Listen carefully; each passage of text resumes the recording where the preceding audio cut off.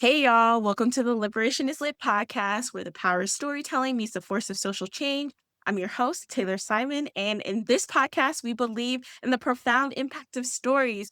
And I am super excited to be with Johnisha Matthews Levi to talk about her memoir and just her journey as an author and her story that she tells in her memoir, Numbers Up. So, hi, Johnisha, how are you doing today? Hi, Taylor. It's so nice to be here with you. Thank you for having me. I'm doing well. I'm doing well.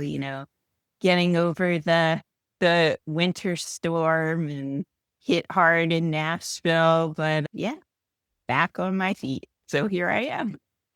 Yay! We're so glad because down here in the South, we do not have the infrastructure for snow No, and ice. no. Yes, So I just have some friends in New England and they just kind of shake their heads, but I'm like, you don't understand. They just are not equipped to deal with it down here. exactly. Even though, although here in Columbia, everything was closed and people are freaking out, but it was just cold outside. We didn't get a lot of ice, but I'm just grateful that we are taking precautions and not forcing people in unsafe conditions. I'd Yes, rather it be yes. closed for no reason than force people to go out in the world where we're not prepared to take care of people. Very true, very true. Yes. So, to start off our conversation today, can you tell us a little bit about yourself and your journey as an author and what led you to tell your story through your memoir, Numbers Up? Yeah, so I grew up in Washington, D.C. I'm one of those true natives. They they are rare, but they do exist. And actually, I guess my mother was born in D.C., so I'm like a second generation. My dad is from Southern Maryland, but he came to D.C. as a young man after he had served in World War II. And so I grew up in kind of a non-traditional household. My parents were different religions, different races. We had a large blended family. My oldest sister is in her 70s. I'm in my 40s, so there's quite a span there. And so, yeah, I always kind of grew up being like very interested in writing, but not really thinking of being an author. I just knew I liked to write. I was very shy. I had a lot of social anxiety, and I felt like writing was just kind of there as like my way of, bringing out my voice when I wasn't really comfortable, like, saying things to people. And it's been central to different careers that I've had. I practiced law for a little while. Of course, writing is very important there. I work as a development manager at a small environmental justice nonprofit. So I do a lot of proposals, a lot of like communications work.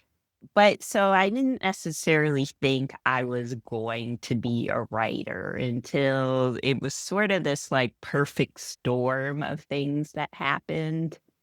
And I found, my parents had passed away. My mother was like she collected everything, kept everything. And it took me some years, but I was going through her files, all those files, because it was a lot of disorder. But I found my dad's parole paper and I knew he had been incarcerated, but nobody ever really talked to me about like the circumstances or the timing. And the thing that surprised me was he was incarcerated at the time I was born. So, you can imagine you're living your life 40 years thinking you know the story and you realize you don't. So I had already started doing some writing about my parents because I was just trying to like preserve memories that I had. And but it's sort of upon finding that, I just really felt like called to get into the deeper story to learn the truth for myself. And I also thought it was something that would resonate with people because my dad worked for many years, many decades as a numbers runner.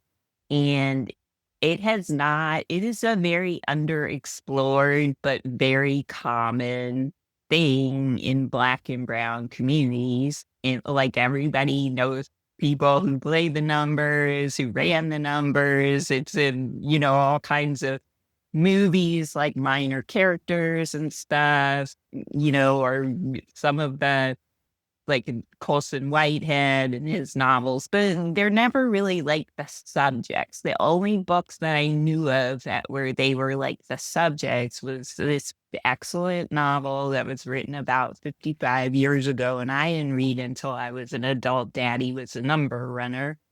And Brigitte Davis, who has become a friend of mine, that was the first book I really read about the numbers, The World According to Fannie Davis, which was about her mother running numbers in Detroit. And I just felt compelled. I was like, this is a story that needs to be told. And I think it's reflective of a lot of people's experiences. And, I committed to it. Sometimes I'm a dabbler, like I'll start projects and I'll just kind of like fall off. But with this, I felt like really strongly committed to it. And I felt like I was also doing it for my family, for my parents. Ooh, I love that so much because I'm getting more and more interested in genealogical research Mm. and like telling the story of my own family. Family, if you're listening to this, that doesn't mean I'm going to air out all the dirty laundry publicly like many of you all think. No Nova But word alone. right. Yes, and that's the example my mom uses every time at the family dinner table. I'm just like, "Ooh, this will be a great story to write down," and then they clam up and be like, "Oh, is this gonna be," and I'm like, "I would never publish anything without permission or anything like that. I'm not no, I'm wondering more about your process of examining your family story through kind of a sociological lens, even though your background is in law and development and communications. How did you work to make connections to something so or universal connections to something so personal? Well, I'll just say I'm like really drawn in my reading to stories that are kind of keyhole stories. And for those who aren't familiar with that concept, it's kind of like using the story of an individual or a family to look into like a larger social issue or like conditions, systemic failures. And so, I don't know, I think through my reading, I kinda just, throughout my life, that was kinda like the lens that I felt naturally that I was gonna go toward because I also felt like I wanted people I was really it was really important for people to get like a three-dimensional picture, and especially there are some tough things in the book. And so I didn't want it to be like, oh, this is the story of a villain. My father's very central to the story. There was violence in my own, but I also wanted to people to understand him as a person, like the social factors that shaped him. I also wanted them to understand the same thing about my mom, some of the history of DC that I felt was like particularly relevant, talking about this sort of sustained Black world in DC. Like U Street in that neighborhood is kind of like a minor character in the book. And it's very different now with gentrification in the city. So I also wanted to, paint some of that picture and not just tell, the story without the context. And I think by doing that kind of thing, so I almost feel like when I was telling the story, I was like one of those little birds who's kind of gathering like little branches or like pieces of cloth or whatever. And even as I was, working on it, sometimes I would, yes, there were books that I sought out as research, but there were also things that I was just reading for pleasure. And I would just find like a little vignette or something like that. Like I think there's a story in there that I tell about Colin Powell and like how his grandparents won, like they played the numbers and they used that to buy their house in Queens. And like that wasn't something I was looking for. I was just reading like this book by John Meacham and it kind of jumped out, or there was a story about, the John Lewis trying to get money together to continue the freedom rides. And they like the only people who had cash on them were numbers runners. So they went to them like at that, like, at night and were able to like fund and continue their journey. So little things like that. And I think, even readers who have come up to me at events and like they can't relate to, some of the central experiences or when it comes to race, they may relate to something. They may relate to the family secret aspect and, having a challenging or difficult relationship with a parent. So I think, I tried to make it a very sort of accessible voice too when I was writing. And that also makes it like easier for people to connect to the story. Yes, and I agree. And even just highlighting a lot of the issues that you just talked about through your personal story makes it more accessible for people than reading jargon-filled research studies or studies put out by different political committees and things like that. It's a real experience where people can touch and smell and taste and see through the eyes of the real people's experiences. So I love how you did that. And so you talked about working in development for a social impact nonprofit, and as somebody with a background in that and who kind of has a social impact nonprofit business hybrid thing going Yeah. on with Liberation is Lit. How do you believe how do you believe storytelling is important in this work as well? It's really essential. I feel like at our organization right now, because we are doing environmental justice work and we're up against this polluter agenda, it's really important for us to find a way to counter that narrative. And I think what I have noticed is that the right is very good at this kind of work.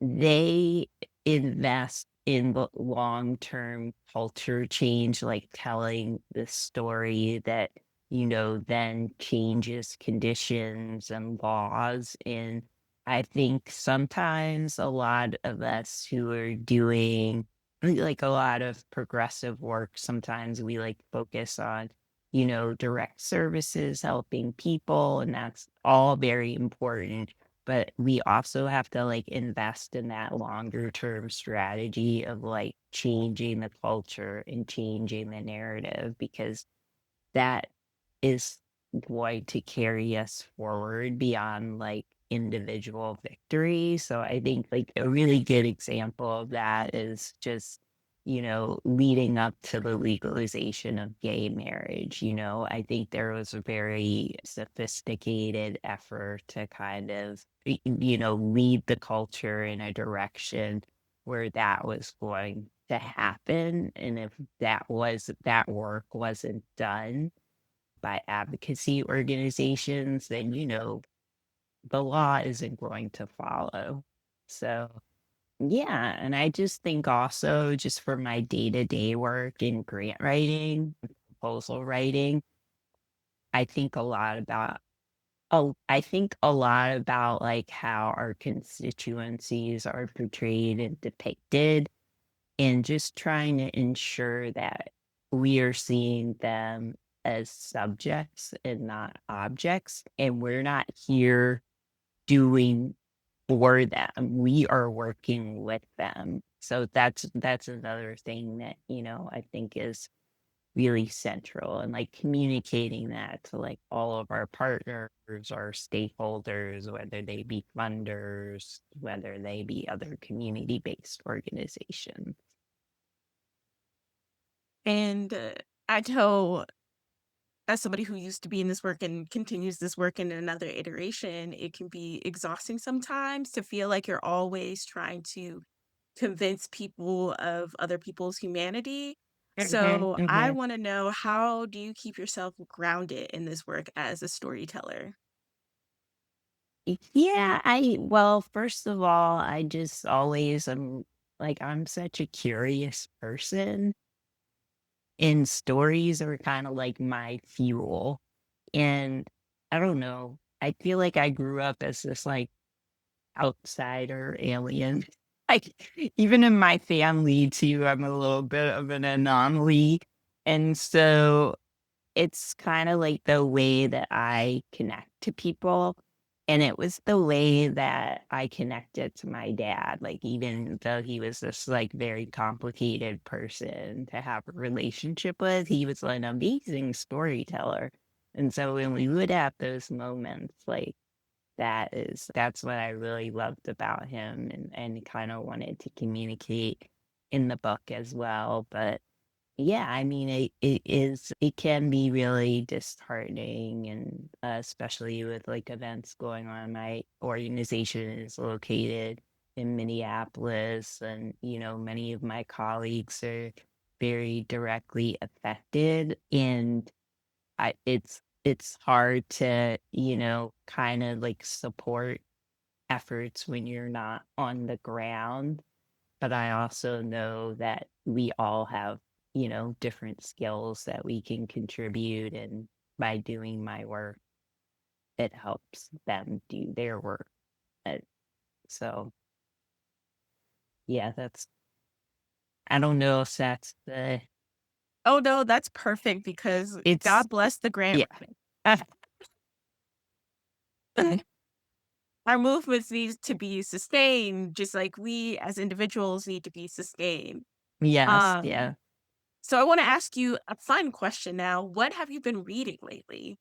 Oh, yeah, I love this question.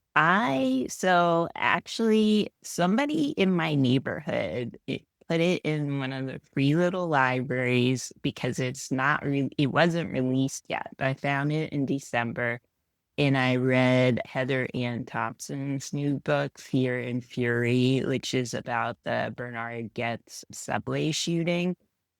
And it's really a compelling examination of like I have memories of that as a kid, like, even though I didn't grow up in New York, it was just such a, like, big story at the time, and I think she, skillfully kinda drew the connections between white rage and vigilantism, and you can see a lot of the precursor of what's happening right now, unfortunately. So that was really good. I read The Wilderness, which was really poignant look at friendship between Black women, and kind of reminded me of my friend group from high school.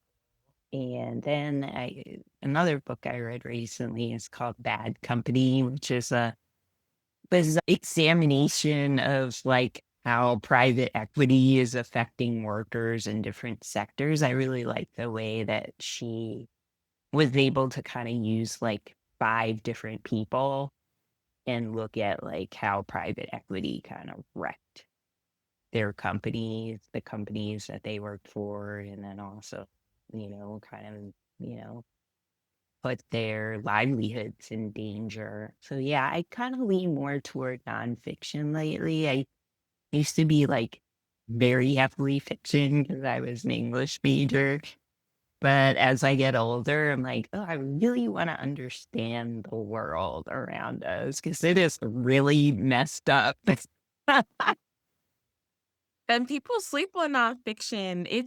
there's really good, compelling storytelling, whether Mhm. it's a book like Numbers Up, where it's somebody the author's personal story and account, or like Bad Company that you talked about, where it's an author telling the stories of other people who have been affected by an issue. So don't sleep on nonfiction, but Yes, also The yes. Wilderness. I love it. I am trying to get Angela Oh, Flournoy on wow. the podcast. So That I'm would just be putting that out there amazing. in the universe. I reached out, haven't heard back, but maybe if I say I gave a shout out. But Yeah. that book was so good too. So I agree. Uh, I think my so favorite section of that book was the 14 hours in Chicago, because that, like, really reminded me of my friends, and the dialogue was just like a yes, just the copy. It was outrageousness that yeah. happens on girls' trips. So my last question for you is, what advice would you offer listeners who want to make a positive impact in their communities? Oh, yeah, this is a great question. You know, it can be really overwhelming because I feel like so much is wrong in the world, but you know, even just starting small, starting locally, you know, doing statewide work, I feel like nothing is gonna really change on that national, federal level in the next few years. But I think there's a lot of positive change that can come when you know, when people come together in their communities. I mean, Minneapolis is showing that now, and that's not just like the demonstrations, but there's a lot of concerted behind the scenes efforts by organizers, and like we should all sort of follow their lead, I think. And the other thing to remember is that there are different ways to contribute.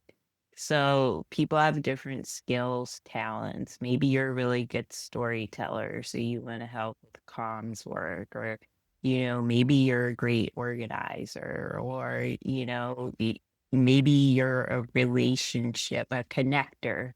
There are a lot of people in communities who are good connectors. And I think another piece of advice would just be like, it you can find so many avenues for creating change. I think, you know, some people are drawn to work with like their church communities or religious communities. So there might be nonprofits, but just kind of pick that like one issue I think that is like close to your heart, and just really learn about what's going on in your community and like how you can get involved.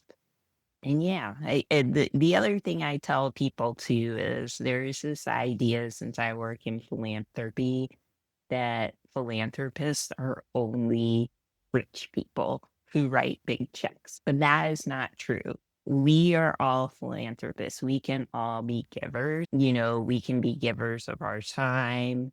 We can help people through like mutual aid or giving circles. And honestly, people in Black and brown communities, by like proportion of their income, we are like the biggest givers, the most generous. So I think that's also really important for people to know, just kind of like disabusing them of that notion of what you know, what a philanthropist is. Mhm. Because when we work together through our small actions, it can impact. And just a shout out for the work you do, and just thinking Thank you. about like how grants are super important for nonprofits. But the thing that really sustains the work for a lot of nonprofits is those individual givers who give like as little as $5 a month Yes. to organizations. So that is super important. So sacrifice coffee once a month Yes. to Yes. your favorite nonprofit. Mhm, mhm. Yes. So thank you so much again, Janisha, for this amazing conversation. Where can people find you and keep up with your work? Yeah, so you can either follow me on Instagram at Johnisha Matthews Levi. You can also find more of my writing on my website, also Johnisha Matthews Levi, as well as like some of my upcoming events. And, you know, if you want to support and pick the book up, I encourage you to do so at your independent books, your favorite independent bookstore, or bookshop.org. Yes, and I will be linking Janisha's book in the show notes as well as the other books that we talked about. So you can get some more of those juicy nonfiction storytelling bits. Oh, So thank awesome. you again. So excited to read the book and get into it. And Thank thank you, you, Taylor, listeners. so much. Yeah, this was This a was great a conversation. lot of fun. Yes. Thank you, listeners, for being a part of the Liberation is Lit podcast. If you have stories to share or want to suggest any topics or just want to connect with us, you can find us on Instagram, Facebook, and TikTok at Liberation is Lit or visit our website at liberationislit.com. If you enjoyed the episode, please consider leaving a review. And remember, your voice matters. And together, through the lens of stories, we're going to make a difference in the world. Until next time.